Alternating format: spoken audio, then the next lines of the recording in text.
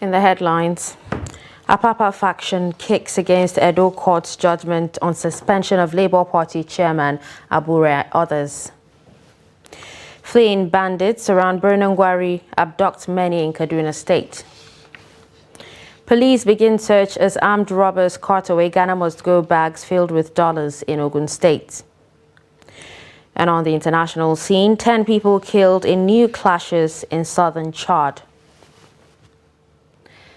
Hello, and thank you for joining us on News Update. I'm Darshan Hussaina Usman.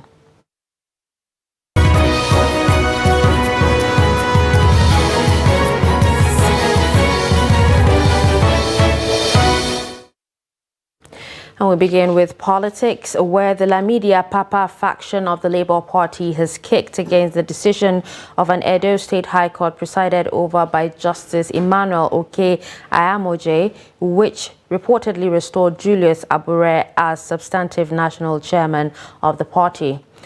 During a press conference in Abuja, the National Publicity Secretary of the Apapa faction, Abayomi Arabambi, said a matter pending before the Court of Appeal cannot be litigated by any lower court. Arabambi said the implication of the suspension of Abure by the National Executive Council of the party in Bauchi State makes the Edo judgment a mere academic exercise, as NEC, which is the highest organ of the party, had already suspended Abure and his cohorts. Counsel to Apapa faction, Monday Mawa, while also reacting to the judgment, said the judgment does not set aside pending issues facing Abure, which are yet to be resolved. I felt it is necessary to set this record straight that Abure himself was the one that appealed that judgment of the ruling of May 12, where the court sustained the order restraining him and restraining the former National Secretary, restraining the former National Organizing Secretary, that's Clement Ojukwu, and restraining the former National Treasurer. And they have appealed the judgment into the Court of Appeal, which is yet to be heard. He also filed motion for stay of proceeding. He went about last week that Court of Appeal are reinstated him. If Court of Appeal are reinstated him, what is the jubilation about an Edo State High Court that has also now said they are, returning Abure to office? It just mark, some form of responsibility on the part of Abure and his media,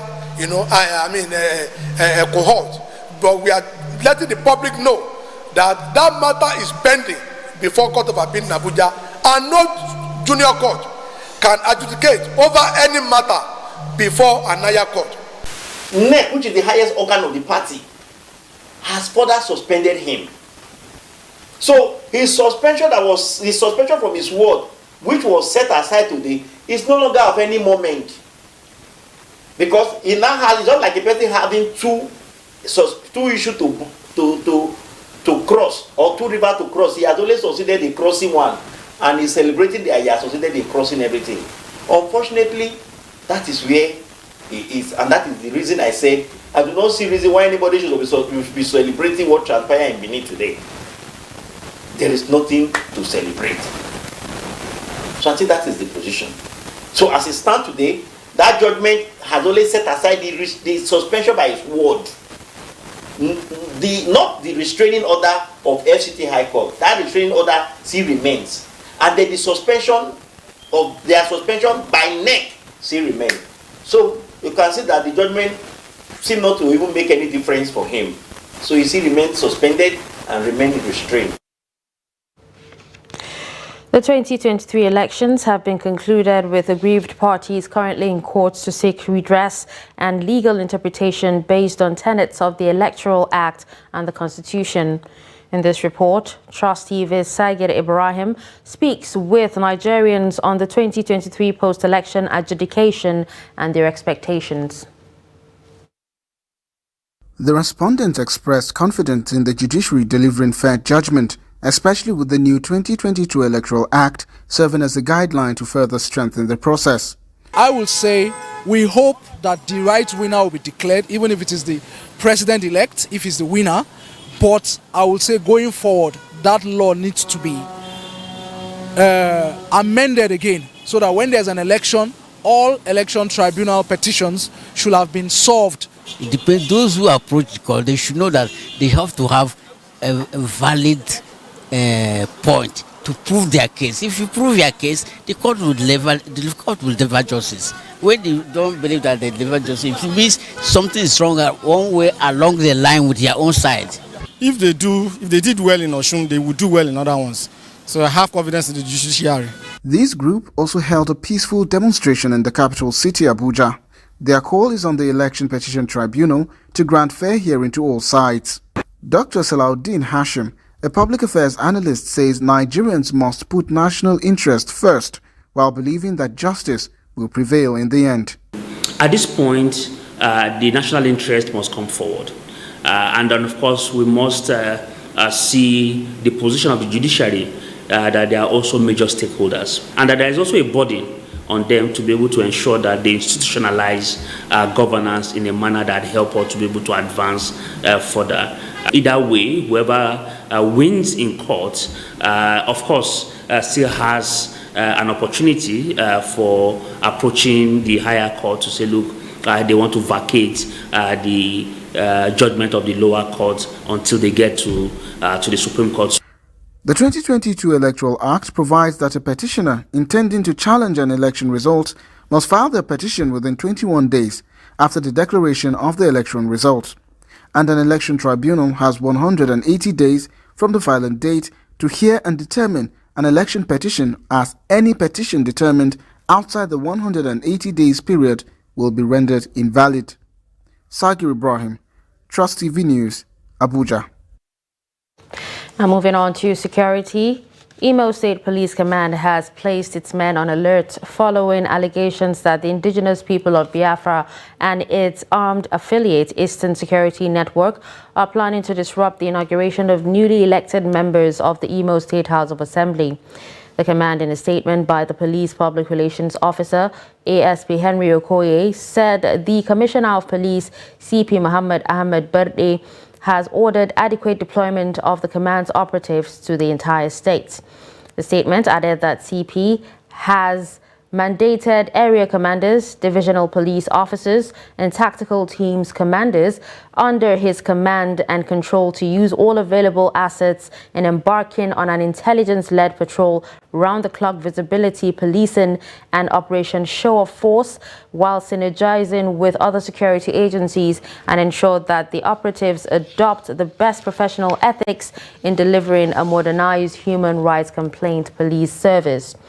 He advised the public to disregard the misleading sit-at-home order or threats issued by the outlawed group and go about their lawful business without any form of fear of intimidation, as the command has in place adequate security measures that will guarantee the peaceful inauguration and transition of the newly elected legislators in the state. Locals in Birnangwari town in Kaduna State say that fleeing terrorists from neighboring Zamfara State encircled the town on Thursday night and abducted many residents. A source said the sad incident happened at Gobirawa area of Birnangwari main town, close to NTA Birnangwari, not more than 500 meters to the Air Force Field Base. The Birnangwari Local Government Council Chairman Abdullahi Ibrahim Muhammad Amir has since issued a warning to the residents of the area to restrict movement in the entire Birnangwari Emirates. In a widely publicized message, the council chairman warned that after a meeting with the Emirate Council and security agencies in the area, all movement, whether on foot, bike, or any kind of vehicle, was not allowed from 8:30 p.m. in the Emirates. Now, still on security, the police in Ogun State have commenced a search for a four-man armed robbery gang that escaped with $11 million in Abeokuta, the state capital. This was gathered that the armed robbers operated successfully on Friday at the Oke-Shokori area of Abeokuta in the Abeokuta North local government area without being challenged by security operatives. All adorned on black t-shirts and jean trousers, they wore black face masks and brandished rifles in the 3-minute robbery. They were said to have fled the scene with their targeted money stacked in 2 Ghana Must Go bags after dispossessing a trader of his Toyota Venza Salon car. The police public relations officer of the state, Abimbola Oyeyemi, who confirmed the incident on Saturday, described it as unfortunate. 12 suspected criminals have been arrested in Gombe over alleged offences bordering on conspiracy, forgery, rape, armed robbery and house-breaking. Parading the suspects at the headquarters of the State Command on Friday, ASP Sharif Saad said the suspects were arrested by the police patrol team after receiving reports from members of some residents. Ibrahim Ismail reports. These suspects are alleged to be involved in criminal conspiracy, forgery, armed robbery, rape and house-breaking respectively. Habu Muhammad Kabir and Ilya Amos are alleged to have forged identification card, receipt and stamp of Gombe State Internal Revenue. Habu Muhammad allegedly pretended to be a staff of Gombe State Internal Revenue Service and defrauded 2 people. And on the 20th of May 2021, Habu Muhammad Kabir went to Hajj orientation camp at Gombe at Government Arabic Teachers College, Gombe, and presented himself to the staff and intended pilgrims as staff of the Internal Revenue Service deployed to collect revenue from intending pilgrims. Upon receipt of the complaint, detectives from Gombe Division swung into action and succeeded in arresting the suspect. During interrogation, the suspect, Habu Muhammad, confessed to have forged the agency's ID card, receipts and stamp and collected the sum of 30,000 naira from 2 suspects, that is 15,000 naira each, for registration.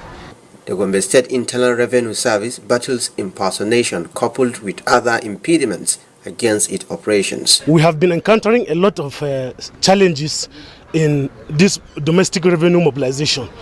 We have a lot of frustrations by members of the public who try as much as possible to bring about leakages, and one of these areas of leakages is this area of fake receipting, impersonation and the likes of them. The prime suspect of impersonation has confessed to the crime. I have regretted my actions, and when I am released, I will help the police to track down all impersonators in the name of the Gombe Internal Revenue.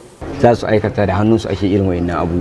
command recovered cutlass, phones and a laptop from the suspected armed robbers who are terrorizing the state capital. All suspects will be arraigned in court as soon as the police conclude investigation. Ibrahim Ismail, Trust TV News, Gombe. Former Minister of Petroleum Resources, Dezani Maduike, has sued the Attorney General of the Federation and the Economic and Financial Crimes Commission for alleged libel. She is demanding 100 billion naira to be paid to her in damages, according to a writ of summons filed on her behalf at the Federal High Court, Abuja, by her team of lawyers led by Mike Ozekome, SAN. A copy of the writ of summons on Friday night directed the defendants jointly and severally to pay the claimant the sum of 100 billion naira as damages for the false, injurious, malicious and libelous publications against the claimant in the first defendant's publishing platform and at the instance of both the first and the second defendants. In the writ of summons dated May 26, 2023, the former minister is also demanding that the EFCC and the Attorney General of the Federation apologize to her in 3 national dailies over what she described as the false, injurious, malicious and libelous publications against her since she left Nigeria in 2015. Both EFCC and the AGF were given 14 days from the service of the summons to enter their defense. You're watching Trust News Updates. Coming up after the break, we take a look at why Karimjo community wants separate chiefdom from Wurkum.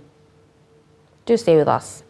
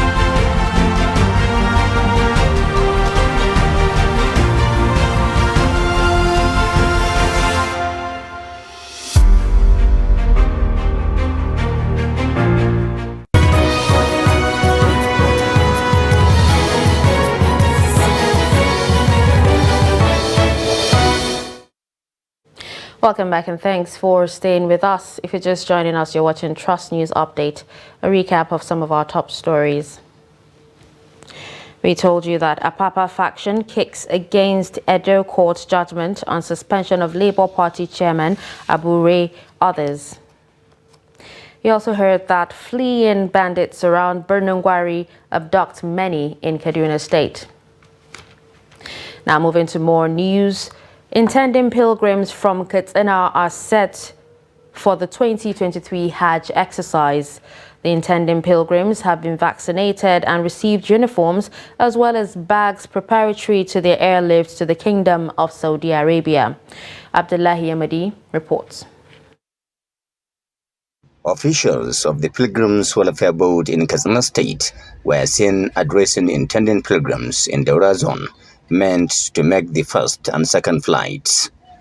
Officials asked them to be good ambassadors of the state while in the Holy Land.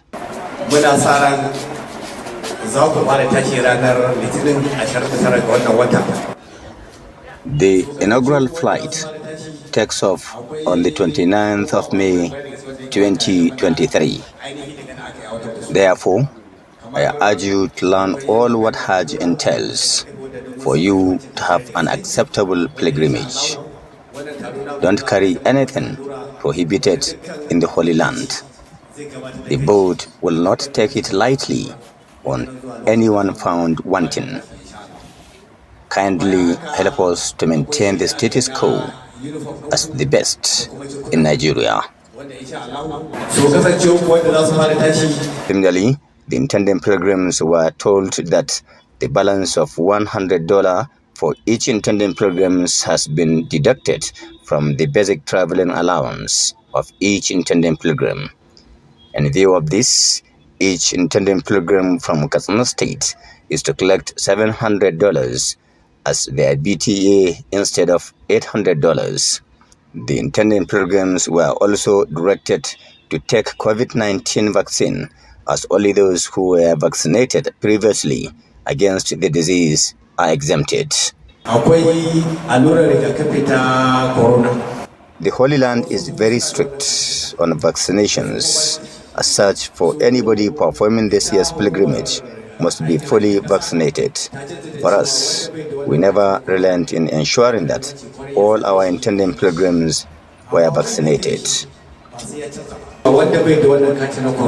The board announced that there are about 5,000 intending pilgrims from Katsina State that are expected to perform this year's pilgrimage in the Kingdom of Saudi Arabia this year. Katsina is one of the few states in Nigeria that has been recording success of Hajj operations over the years. Abdullahi Izumai Ahmadi, Trust Television News, Katsina. Karimjo community in Taraba State wants the state government to create a separate chiefdom from Wurkum chiefdom.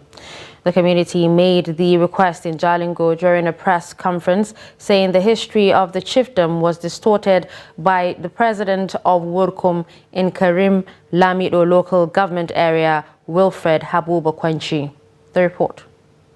The Karimjo Community Development Association, led by retired police officer Adam Bose, said the community have made frantic efforts to have their district and chiefdom since 1981 in the defunct Gongola state, and the then state government approved creation of chiefdom, but the government of Bamanga Tukur suspended all newly created chiefdoms. Represented by President Wurkum Community Development Association, Comrade Wilfred H.Y. Kwenchi. The attention of the Karimjo community has been drawn to a press statement released by the President of Wurkum Community Association, Comrade Wilfred H.Y. Kwenchi, who tell us some cheap lies and carnage to tarnish the good reputation of the Karimjo community. Adam added that the Taraba State local government law passed in year 2005 did not see the light of the day. He also said that the government of Reverend Joli Inyame set up of a committee on creation of district chiefdoms and upgrading the existing district in Taraba State, but up to now, the dream remained unrealized. In a word, you should understand, there is a word that afford this rate, other five. But who's the largest vote in Karim, with the population of people, even voter, we are the highest, but we are not given. And then they took up and marched with Karimbi. So this is where people are complaining. Why should a large people like this should be marched with another vote? Our people wouldn't have been killed like that, mercilessly. After the killings, displacement all come. So we are convinced that those in the higher authority from the Wulkum side use their financial position and other influences they have to bring in other things to come and displace the Kalenjo and even kill the numerous people, different burning Kalenjo villages. Ever before the division of Muri Emirate into Jalingo Habe and Jalingo Fulbe, the entire Kalenjo local government has two districts, i.e. Old Muri district and the Karim district. The Karim district was changed to Wulkum district in 1964. Since then, we were ruled by the Fulanis, and there were facts to all the surgery within the entire local government area. The Karimjo community hailed the state government for appointing the son of late Chief of Wulkum, Yakubu Aruna, as the new Chief of Wulkum, calling on the state government to revisit the Karimjo memoranda on creation of separate chiefdom from Wulkum.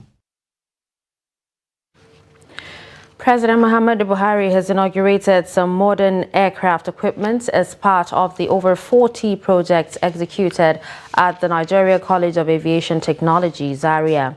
President Buhari, who inaugurated the projects virtually, said the projects were to strengthen the efficiency and security of the nation's aviation sector. He said the government under his watch has constructed 3 airport terminals which aided over 40 million passengers capacity to Nigerian airports. The president stated that his administration has focused on the Nigerian College of Aviation Technology to further transform the college and make it an international civil aviation organization center for excellence for Africa. He noted that the projects inaugurated were critical to the development of the aviation sector and expressed optimism that the incoming administration will do more by sustaining the tempo. Projects inaugurated at the college include an ultra-modern auditorium complex, automated fire and smoke aircraft training simulator. Others are Boeing 737 flight simulator building, Boeing 737NG full flight simulator, Boeing 737NG integrated procedural trainer, among others.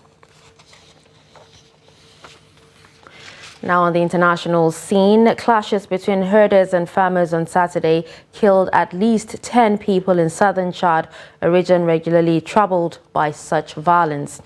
According to a local governor, the fertile border areas of Chad, Cameroon and Central African Republic have been gripped by confrontation between predominantly Muslim nomadic herders and sedentary farmers who are typically Christian or animists.